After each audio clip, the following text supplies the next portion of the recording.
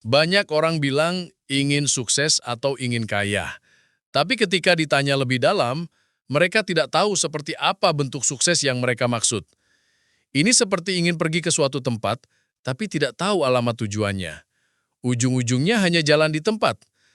Tujuan hidup yang terlalu umum, seperti ingin bahagia atau punya uang banyak, terdengar bagus, tapi sulit diwujudkan kalau tidak jelas ukurannya. Menentukan goal itu seperti memasukkan lokasi ke GPS. Harus spesifik dan terukur. Contohnya, dibanding hanya mengatakan ingin punya tabungan, lebih jelas kalau kamu menetapkan ingin punya dana darurat 30 juta dalam 12 bulan. Dengan begitu, kamu bisa langsung hitung, perlu nabung berapa per bulan? Perlu cari penghasilan tambahan atau cukup dari gaji sekarang? Tujuan yang konkret seperti ini akan mempermudah kamu untuk membuat rencana dan memantau kemajuan. Faktanya, banyak orang gagal bukan karena malas, tapi karena tidak tahu arah. Mereka rajin bekerja setiap hari, tapi tidak tahu sedang mengejar apa. Dengan menetapkan goal yang jelas dan realistis, kamu sudah selangkah lebih maju dari kebanyakan orang. Tidak perlu langsung muluk-muluk. Mulai saja dari tujuan kecil yang bisa dicapai dalam waktu dekat.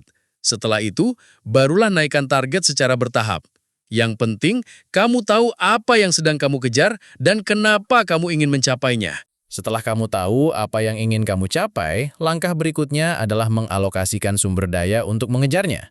Disinilah pentingnya berinvestasi dengan sadar. Banyak orang berpikir investasi itu cuma soal uang, padahal waktu, tenaga, dan fokus juga merupakan aset yang sangat berharga.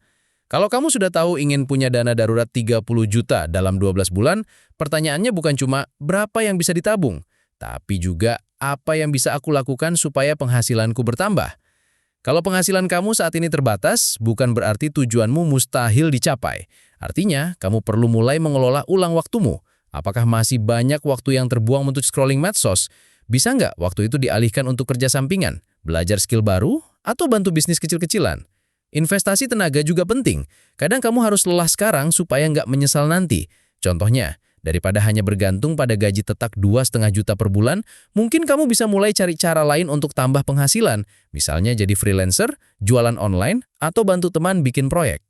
Investasi yang dilakukan secara sadar akan membentuk kebiasaan baru yang selaras dengan tujuanmu. Kamu jadi lebih bijak dalam menggunakan energi, lebih peka terhadap peluang, dan lebih siap menghadapi resiko. Ingat, investasi terbaik bukan selalu yang ada di pasar saham, tapi yang kamu lakukan untuk mengupgrade dirimu sendiri. Karena pada akhirnya, dirimulah aset terpenting dalam mencapai apapun yang kamu inginkan. Setelah kamu mulai berinvestasi waktu dan tenaga untuk mencapai tujuan, ada satu hal penting yang tidak boleh dilupakan. Belajar secara terus-menerus.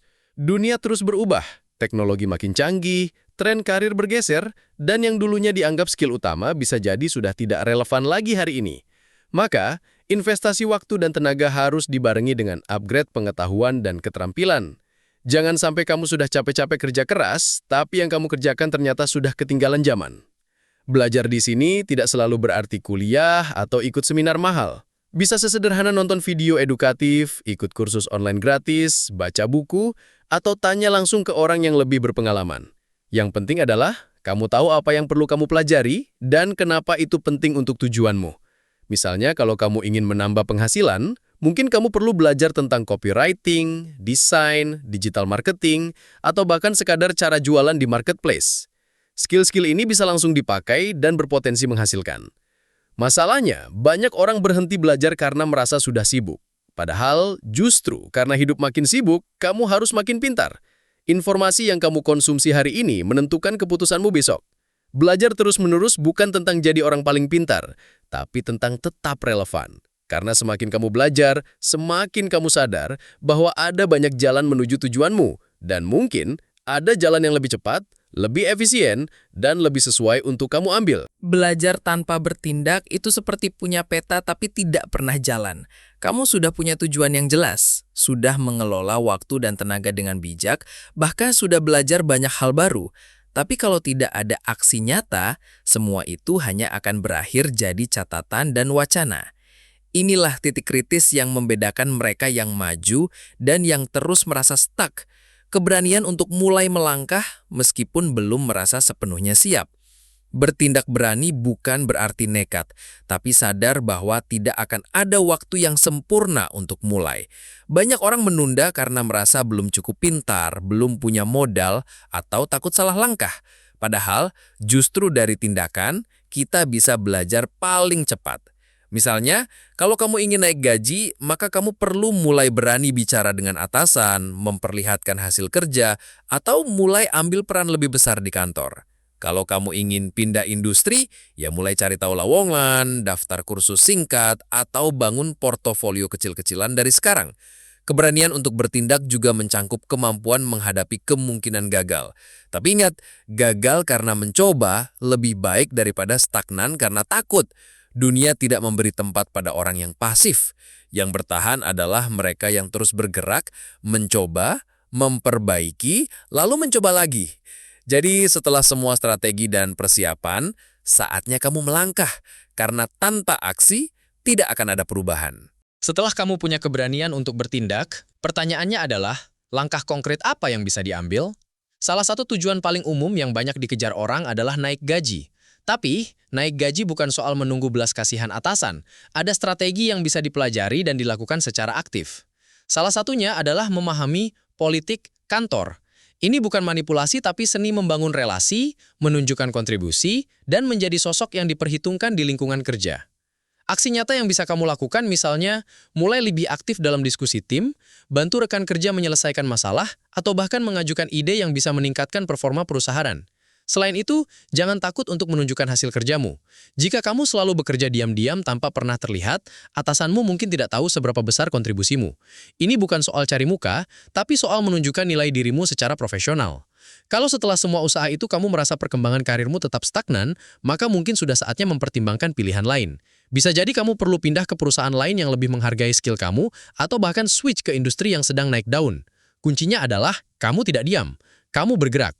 Dan dalam pergerakan itulah hasil akan muncul, bukan dari harapan kosong, tapi dari langkah yang kamu ambil dengan sadar dan berani. Tidak semua jalan membawa kita ke tempat yang sama. Ada kalanya, sekeras apapun kamu berusaha di tempat kerja saat ini, hasilnya tetap mentok. Kalau kamu sudah menunjukkan performa, sudah belajar banyak, sudah bersikap proaktif, tapi gaji tetap segitu-segitu saja, mungkin masalahnya bukan pada kamu, tapi pada sistem atau industri yang kamu jalani. Di titik inilah kamu perlu mempertimbangkan opsi yang sering dihindari banyak orang. Pindah karir atau belajar skill baru. Berpindah karir bukan berarti kamu gagal. Justru itu tanda bahwa kamu cukup sadar diri dan berani untuk mengubah arah. Bisa jadi, skill yang kamu miliki saat ini sebenarnya sangat dihargai di industri lain. Tinggal kamu lengkapi dengan sertifikasi, portfolio, atau jaringan baru. Misalnya, seseorang yang sebelumnya bekerja di administrasi bisa belajar data analisis atau digital marketing, lalu masuk ke industri teknologi atau startup yang lebih dinamis dan terbuka terhadap perubahan. Hal yang sama berlaku untuk belajar skill baru. Kamu tidak harus langsung kuliah lagi atau ambil gelar baru. Banyak skill praktis bisa dipelajari dari kursus online, YouTube, atau pelatihan singkat. Yang penting adalah kamu tahu arah barumu dan mulai membekali diri. Karena kadang, jalan pintas menuju tujuan bukan dengan terus mendorong tembok yang tidak bisa ditembus, tapi dengan mencari pintu lain yang selama ini luput dari perhatianmu. Seringkali, masalah keuangan bukan terletak pada jumlah uang yang kamu hasilkan, tapi pada bagaimana kamu mengelolanya. Banyak orang merasa masih kurang, padahal gaji mereka sudah 2 kali lipat dari 5 tahun lalu.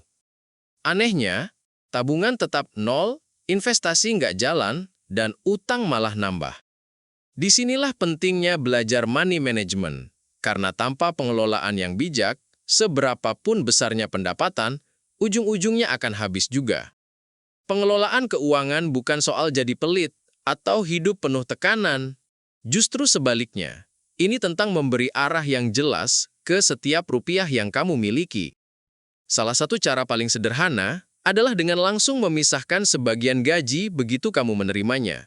Misalnya 20% langsung masuk tabungan atau investasi, bukan sisa uang yang ditabung di akhir bulan. Karena biasanya, Sisa itu tidak pernah benar-benar ada. Selain itu, mulai biasakan mencatat pengeluaran, agar kamu tahu kemana larinya uangmu setiap bulan. Belajar money management adalah pondasi untuk semua langkah besar yang kamu impikan. Mau punya rumah, modal usaha, pensiun tenang, semua itu nggak akan tercapai kalau uang terus bocor tanpa arah. Maka dari itu, setelah kamu punya tujuan, sudah mulai bertindak, dan bahkan mungkin sudah pindah karir, jangan lupakan fondasi ini. Karena mengelola uang dengan baik, bukan hanya tentang masa depan, tapi juga tentang ketenangan pikiran hari ini. Setelah belajar mengelola uang, kamu mungkin mulai sadar bahwa kondisi pekerjaanmu saat ini tidak menjanjikan masa depan. Entah karena gajinya stagnan, tidak ada jenjang karir, atau lebih parah lagi, karena pekerjaanmu masuk kategori sunset job. Artinya, jenis pekerjaan ini sedang menurun atau perlahan akan digantikan oleh teknologi, AI, atau sistem otomatis. Jika kamu tidak segera bergerak, kamu bisa jadi salah satu dari banyak orang yang tiba-tiba kehilangan arah saat peran mereka tak lagi dibutuhkan. Tanda-tanda pekerjaan sunset sebenarnya cukup jelas. Perusahaan terus melakukan efisiensi, banyak tugas mulai diotomatisasi, dan peluang promosi makin sempit. Dalam kondisi seperti ini, kamu tidak bisa hanya berharap semuanya akan kembali normal. Justru sekaranglah waktu terbaik untuk mengambil inisiatif, belajar hal baru, bangun koneksi di bidang lain, atau mulai memikirkan pivot karir sebelum terlambat. Jangan tunggu di PHK dulu, baru panik cari jalan keluar. Banyak orang berpikir bahwa pindah arah saat sudah terlalu lama di satu bidang itu menakutkan. Tapi yang lebih menakutkan adalah tetap diam di tempat yang pasti akan hilang. Jika kamu mulai menyiapkan diri sekarang, walau hanya 1 jam per hari untuk belajar skill baru atau networking secara online, kamu sedang membangun jembatan ke masa depan. Ingat, bertahan hidup bukan soal siapa yang paling kuat, tapi siapa yang paling adaptif. Dunia berubah, dan kamu harus berubah lebih cepat. Setelah kamu mulai menyesuaikan diri dengan perubahan dan membekali diri untuk menghadapi masa depan, ada satu hal yang tidak boleh luput. Membangun fondasi finansial yang kuat. Banyak orang sibuk mengejar penghasilan tambahan, pindah karir, atau investasi besar-besaran, tapi lupa memperkuat dasar keuangan mereka. Padahal, tanpa fondasi yang kokoh, semua usaha itu mudah goyah saat krisis datang, seperti saat sakit mendadak, kehilangan pekerjaan, atau kondisi darurat lainnya. Fondasi finansial itu mencakup hal-hal dasar yang sering diremehkan, punya dana darurat yang cukup, tidak terjebak utang konsumtif, dan memiliki perlindungan dasar seperti asuransi kesehatan. Ini bukan hal yang seru untuk dibicarakan, tapi justru inilah penyelamat ketika keadaan tak terduga terjadi. Misalnya, kalau kamu tiba-tiba harus resign atau di PHK, dana darurat akan memberimu ruang napas untuk berpikir jernih dan tidak asal ambil pekerjaan baru karena panik butuh uang. Selain itu, fondasi finansial memberi kamu ketenangan untuk berani melangkah lebih jauh. Ketika kamu tahu keuanganmu aman, kamu akan lebih percaya diri untuk belajar hal baru, ambil risiko yang diperhitungkan, atau bahkan mulai usaha sendiri. Karena pada akhirnya, fondasi yang kuat bukan cuma soal aman secara finansial, tapi juga soal punya mental siap menghadapi perubahan tanpa harus takut setiap kali ada gejolak. Setelah fondasi finansial kamu mulai kokoh, saatnya melangkah ke level selanjutnya. Investasi. Tapi di titik ini, banyak orang bingung harus mulai dari mana. Takut rugi, takut nggak ngerti, atau takut kena tipu. Untuk pemula, salah satu pilihan paling aman dan terjangkau adalah reksadana. Kenapa? Karena reksadana dikelola oleh manajer investasi profesional dan kamu bisa mulai dengan modal kecil. Bahkan, ada yang cuma butuh Rp10.000 untuk memulai. Reksadana sendiri punya beberapa jenis dan masing-masing punya karakteristik serta tujuan yang berbeda. Reksadana pasar uang misalnya, cocok untuk dana jangka pendek karena stabil dan liquid. Reksadana pendapatan tetap yang berisi obligasi, cocok untuk jangka menengah dan memberikan return lebih tinggi dari tabungan biasa. Sementara reksadana saham lebih cocok untuk jangka panjang karena potensi keuntungannya lebih tinggi meski juga disertai risiko yang lebih besar. Memahami jenis-jenis ini akan membantumu menempatkan dana sesuai kebutuhan dan tujuan. Jangan sampai kamu taruh semua uang di reksadana saham, padahal itu adalah uang untuk bayar SPP anak bulan depan. Dengan strategi yang tepat, kamu bisa menggabungkan berbagai jenis reksadana untuk membentuk portfolio yang seimbang. Ada yang aman, ada yang agresif. Yang penting, kamu tahu apa tujuan investasimu, dan tidak sekedar ikut-ikutan tren. Setelah kamu tahu jenis reksadana yang sesuai dengan tujuanmu, langkah berikutnya adalah memilih siapa yang akan mengelola uangmu. Disinilah pentingnya memilih manajer investasi yang profesional, berpengalaman, dan transparan. Ingat, ini bukan soal siapa yang bisa kasih return paling tinggi, tapi siapa yang bisa menjaga uangmu dengan aman sambil tetap tumbuh sesuai profil resiko dan jangka waktu yang kamu tentukan. Manajer investasi yang baik biasanya sudah diawasi oleh OJK dan punya rekam jejak panjang. Contohnya seperti Cipta Dana Asset Management yang sudah berpengalaman lebih dari 30 tahun di dunia investasi. Mereka punya berbagai pilihan reksadana yang bisa disesuaikan dengan tujuan finansialmu, mulai dari yang konservatif sampai yang agresif. Plus pendaftaran bisa dilakukan secara online, jadi kamu bisa mulai investasi dengan mudah dan biaya yang lebih efisien. Dengan memilih manajer investasi yang tepat, kamu bisa fokus pada hal-hal lain dalam hidup tanpa harus pusing memantau pasar setiap hari. Karena uangmu ada di tangan yang ahli, kamu hanya tinggal mengevaluasi secara berkala apakah strategi yang kamu jalankan masih sesuai dengan tujuanmu. Dalam dunia yang penuh ketidakpastian, punya partner keuangan yang terpercaya bisa jadi salah satu keputusan terbaik yang kamu buat untuk masa depanmu. Setelah semua langkah kamu jalani, dari menetapkan tujuan, mengelola waktu dan uang, sampai memilih tempat investasi, satu hal penting yang harus kamu ingat. Investasi bukan hanya soal mencari keuntungan terbesar. Tujuan akhir dari semua ini adalah hidup yang lebih tenang, terarah, dan bermakna. Banyak orang terjebak mengejar return tinggi tanpa tahu kenapa mereka berinvestasi. Padahal, angka bukan segalanya. Investasi yang baik adalah yang selaras dengan kebutuhan hidupmu, bukan sekedar mengejar tren. Ketenangan datang dari strategi yang sesuai dengan dirimu. Misalnya, kamu bisa menempatkan sebagian besar dana di reksadana pasar uang dan obligasi yang lebih stabil, lalu sisakan sebagian kecil untuk investasi beresiko tinggi seperti saham, khususnya saat pasar sedang turun dan peluang terbuka lebar. Dengan strategi seperti ini, kamu tidak perlu terus-menerus cemas mengikuti grafik naik turun setiap hari. Kamu tahu kapan harus sabar, kapan harus ambil kesempatan, dan kapan harus bertahan. Akhirnya semua ini kembali pada framework GILA yang kamu bangun sejak awal. Goal setting, invest mindfully, learn continuously, act boldly. Hidup yang luar biasa tidak datang dari keberuntungan semata, tapi dari keputusan-keputusan kecil yang kamu ambil setiap hari. Dan terkadang, dibutuhkan sedikit kegilaan untuk benar-benar berani mengejar hidup yang kamu impikan. Jadi jangan takut jadi berbeda, asal kamu tahu kemana arahmu, tahu kenapa kamu jalan, dan berani terus melangkah.